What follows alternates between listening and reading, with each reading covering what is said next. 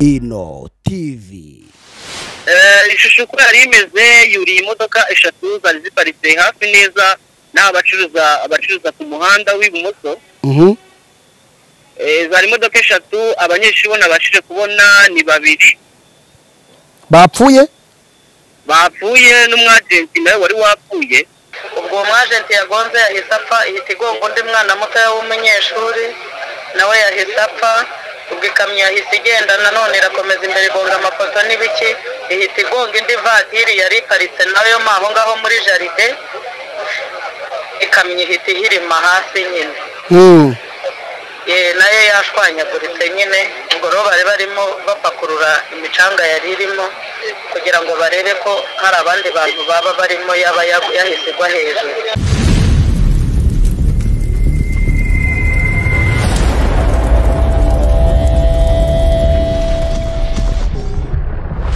Ino TV. Likinga, kora subscribe, gutya. Guhoberana namwe bikura ibicuro ku mutima, inshuti magara nifite akuka igushyingura utayitumyeho ngo yihe amabwiriza. Jya wiga kubanira neza abandi, ijuru rizaguhemba. Uwima umuto abayimye umukungu. Ntukarye amanwa aho wakavuze, ariko kandi ntugate n'umwanya aho utakavuze. Ntukibuke Imana ibibazo byaje, igihe udasenga nta humure uzagira. Ujye ugira kwizera nkuko Danieli wavuye mu rwobo rw'intare, ugire kwizera nkuko abasore batatu bavuye mu itanura ry'umuriro, ugire kwizera nkuko Mose wambutse inyanja ahumutse ahareba. Tubaye ikaze mwese kuri Ino TV. Ni inkuru y'akababaro tugiye kubagezaho muri uyu mugoroba, inkuru ivugwa rwose ko itabaye nziza ku batuye n'abagenda mu ntara y'Amajyepfo, by'umwihariko muri kano karere ka Kamonyi ahitwa ku Ruyenzi. Haravugwa imodoka yo mu bwoko bwa hoho imanutse ituruka ahitwa Igihara, maze imanuka igonga imodoka inica n'abantu, yerekeza mu muhanda, irawambukiranya umuhanda ujya mu Majyepfo, ikomeza kuri Majerwa yerekeza ku murenge wa Runda. Iyi nkuru ni inkuru twumvise twese igeze mu matwi yacu, tukaba twifuje rero kumenya uko iyo mpanuka igenze, cyane ko hari bamwe bahagenda n'abahakorera bagiye kugira icyo batuganiriza. Hari umwe mu bari baturutse mu bice bya Kigali yerekeza mu Majyepfo, akaba yitwa Kamayumugisha. Turi kumwe nawe ku murongo wa telefone, atubwire uko iyo mpanuka igenze. Ni kamyo ya hoho yari irimo guturuka i Runda. Hanyuma rero ije yabuze feri nyine, yambukiranya umuhanda yabuze feri nyine. Ubwo rero igeze imbere ya gare hariya Majerwa, igonga imodoka enye zari zihaparitse, irazigonga, ihita igonga umwagenti wari uri ku ruhande nawe mu gahanda kajya neza hariya ku murenge wa Runda, ugana aho bita mu giti cy'amahoro nyine aho giteye. Ubwo rero ihise isangaho n'iyindi yari iparitse aho mu giti hateye ibiti by'igiti cy'amahoro, n'iyari iparitse yindi nayo ihita iyigonga. Ubwo umwagenti yagonze yahise apfa, ihita igonga undi mwana muto w'umunyeshuri nawe yahise apfa. Ubwo ikamyo yahise igenda nanone irakomeza imbere igonga amapoto n'ibiki, ihita igonga indi vatiri yari iparitse nayo aho ngaho muri jaride, ikamyo ihita ihirima hasi nyine. Nayo yashwanyaguritse nyine. Ubwo rero bari barimo bapakurura imicanga yari irimo kugira ngo barebe ko hari abandi bantu baba barimo yaba yahise igwa hejuru. Nuko ubwo rero tuhaseze ambulance nyine ije gutora imibiri, barimo nyine banatwara abo yakomerekeje ngo bajyane kwa muganga. Ukanya ravuze nteka nitahire no gukomeza kuraba biriya bintu ni amahano, ushobora no guhahamuka rwose. Ko hari abariho bavuga ko ngo hari imodoka y'abanyeshuri yagonze, ukaba utubwiye umunyeshuri umwe, ayo makuru yariyo? oya ntabwo yariyo imodoka zagonzwe ni imodoka enye zari ziparitse kuri aba baparitse ku muhanda imbere y'amabutike y'imiryango ihita ihitana n'uwo mwajenti nyine imaze kugonga ayo mamodoka nibwo yahise igonga nyine n'ako kana k'umunyeshuri kuko kari kari mu muhanda kambuka ubwo ni ukuvuga ngo yacitse feri igeze he utubwiraga ko yari iri guturuka hariya igihara ngira ngo abahazi ni kuri wa muhanda uzamuka ujya igihara ndetse ukanakomeza ugatungukana no mu nkoto ubwo yacitse feri igeze ahagana he yacitse feri igeze ngo hari ahantu hari agahanda gasa nk'agatambika mukuntu nyine niho yahise icikira feri kuko yamanutse nk'iminota nk'itatu ihita igera muri kaburimbo nyine ihita yambukiranya umuhanda ihita igera aho kuri izo modoka nyine zari ziparitse aho ku mangazini hanyuma abantu bari bahari babashije kuyirokoka wabonaga umutima wabo umeze gute byari bimeze gute ni ukuvuga ngo baba ari abari bahari baba ari abahageraga bose bahahamutse abanyeshuri barize bavuga bateba abana twari turi kumwe bavuga bateje aba bana twari kumwe mbese no kugira ngo batahe bajye kubwira iwabo ibyaba byabaye nabyo byabananiye niwumva ngo byaramarira gusa yaba bakuru cyangwa batoya byaramarira inzego z'umutekano n'iz'ubuvuzi nazo wabonaga zahagereye igihe wenda ngo ababashije kurokoka batabarwe cyangwa nazo zahageze abantu nyine banegekaye yego nk'uwo w'umwajenti yari yitabye imana n'uwo mwana yari yitabye imana ubwo abo babashije kurokora nyine n'inkomere bajyanye ugereranije usibye wenda nubwo nawe utari ukomeye burya kubona impanuka ni ikintu gisa naho gikanga ubuzima bw'umuntu wabashije kubona abakomeretse bangahe ese n'abitabye imana ni bangahe urumva twese nta muntu uba ugifite umutima muri makeya umutima nk'umubyeyi nyine n'igihunga n'iki njyewe nabashije kubona iyo mirambo ibiri yari irambitse hasi aho ambirase yari iri gupakirira njyewe ntabwo nigeze mpagera nyine kubera n'ihungabana n'iki ryo kubona umwana w'umunyeshuri arambitse hasi yapfuye ni akana gato kinkaga nk'umu wa mbere rwose ukabona umuntu w'umusore nyine wari uri mu kazi imodoka ihise mwanura ahise apfa ntago kugira ngo ujye kureba abakomeretse rwose pe byari ugushirika ubuta ariko nta muntu wabashije igihe ntabwo nabashije kubireba ariko se iyo kamyo iri muri uwo muhanda igenda ihitana abantu igahitana n'imodoka nawe wabashije kuyibona cyangwa wahageze bibaye nyine baguha amakuru y'ibibaye ngewe nahageze nsanga imirambo ibiri irambitse hasi ikamyo imaze guhirima bivuze ngo ushobora kuba rero amakuru duhaye ari igice kuko hari n'abandi twakomezaga kumva bavuga bati igonze imodoka y'abanyeshuri yurira n'ayandi mavatiri abiri mbese ku buryo nyine ngo zo zagiye zihinduka zisa naho nyine utamenya ngo yari ubuhe bwoko bw'imodoka izo yahitanaga ngo niyo y'abanyeshuri ibyo wabyumvise nawe ngewe icyo mpageze imirambo iryambitse hasi yagonze n'izo modoka n'iyo kamyo yahirimye nibyo mbashije kubona ariko ubwo hari n'abandi bayibonye nyine iza iri muri icyo gikorwa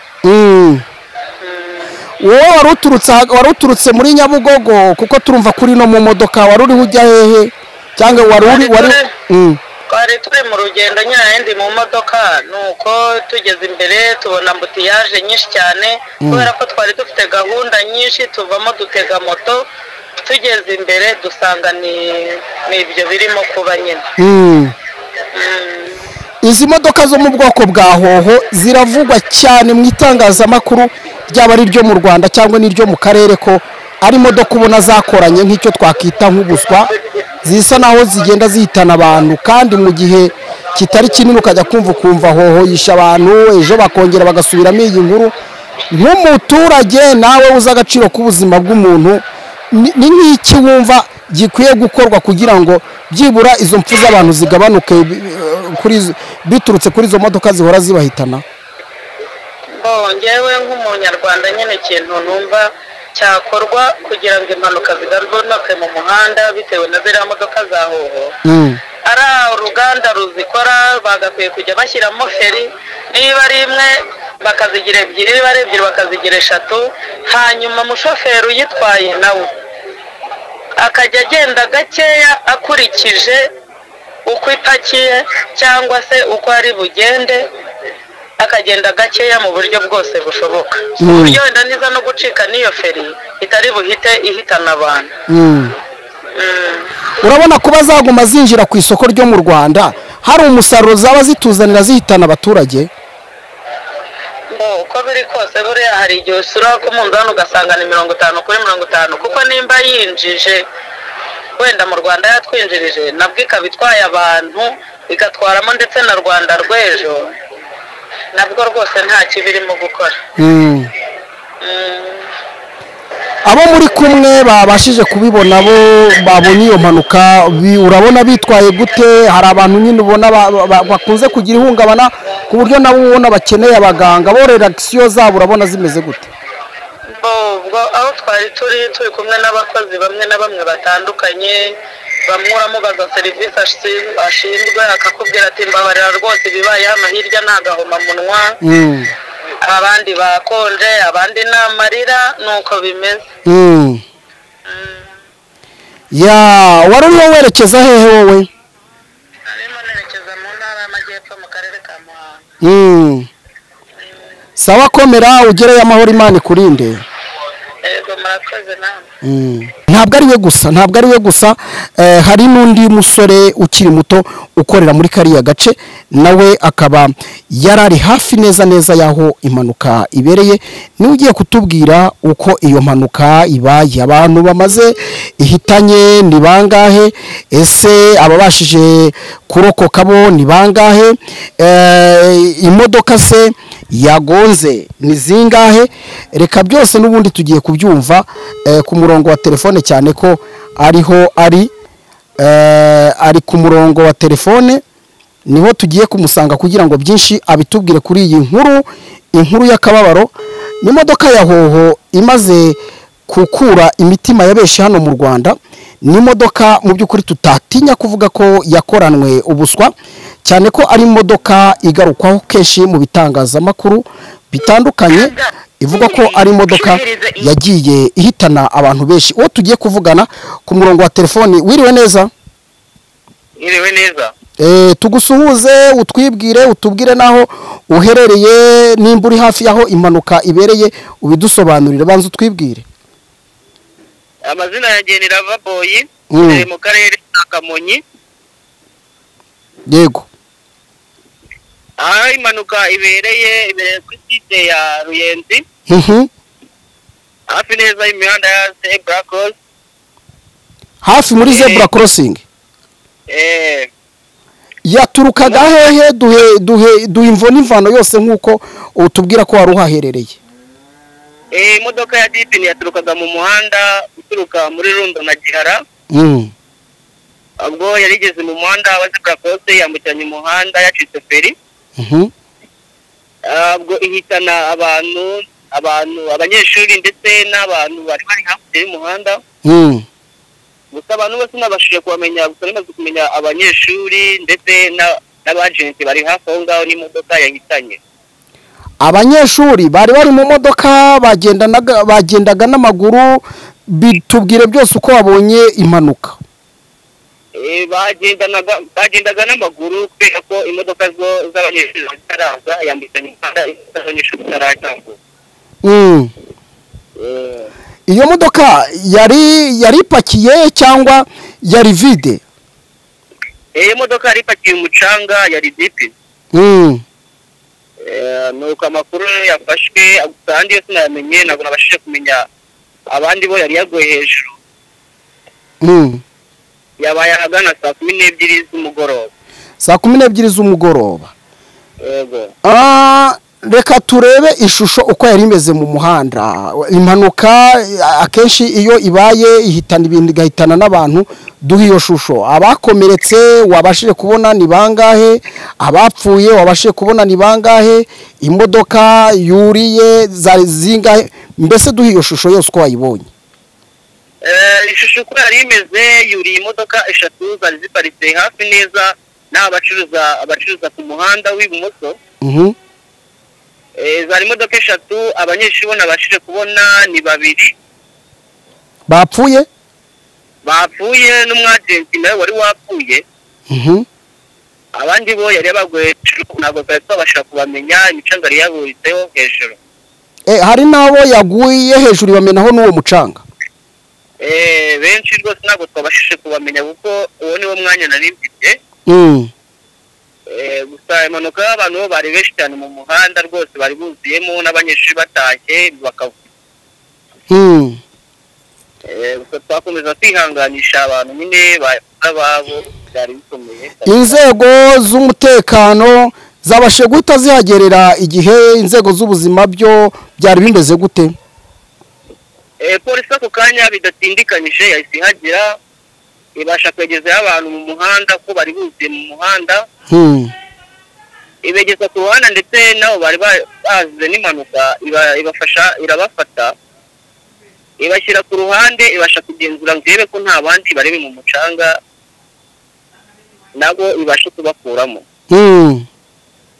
Impanuka rero ubwo izo modoka yagonze zari ubuhe bwoko ugereranije? Hari amavatiri, zari imodoka nini, ese hari abantu bari bazirimwo?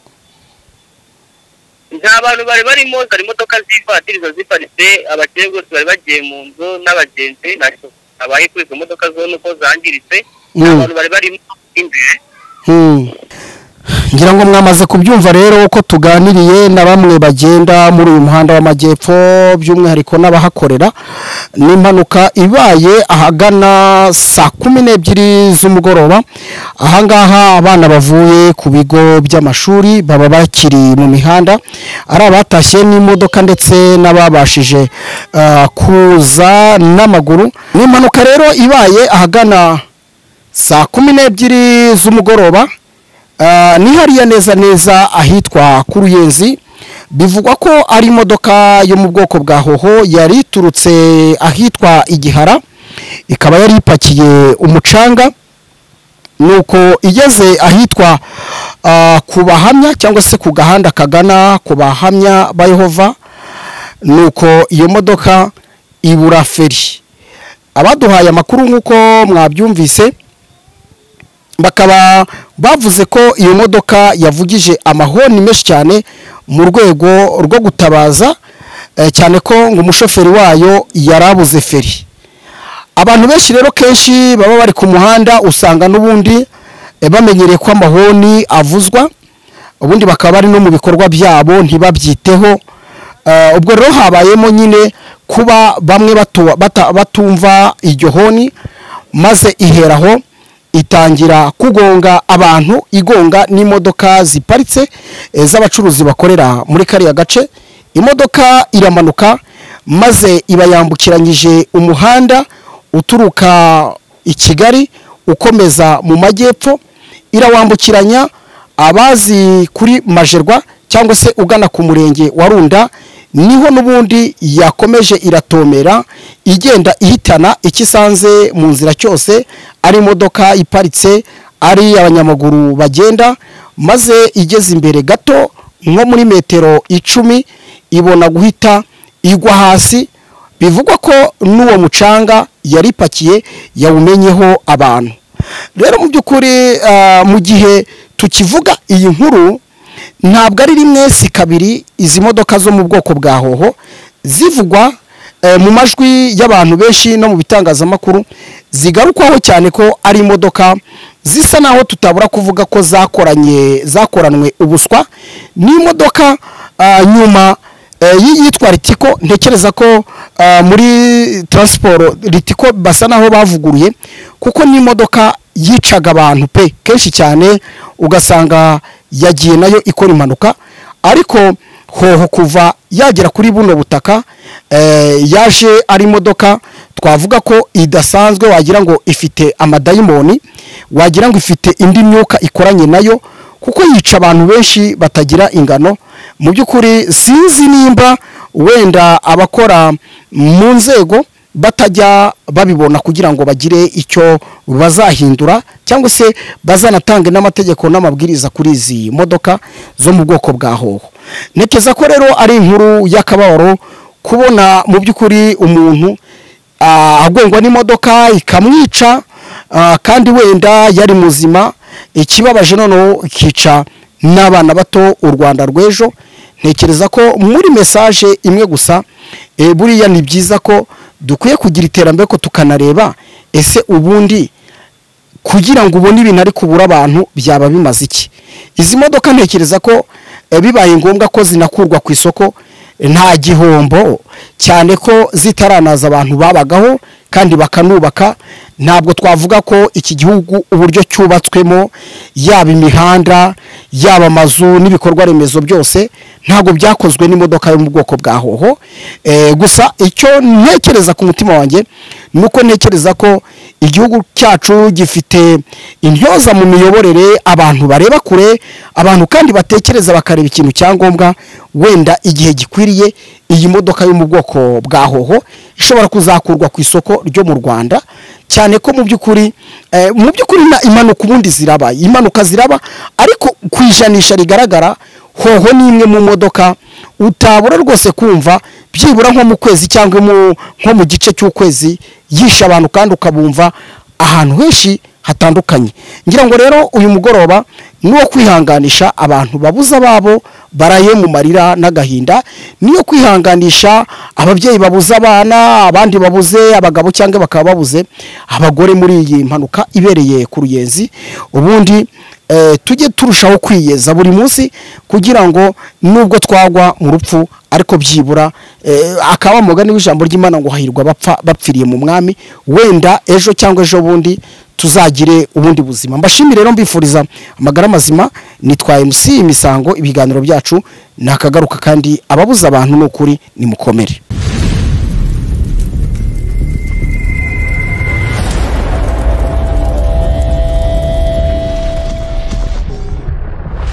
Ino TV likinga, subscribe gutya.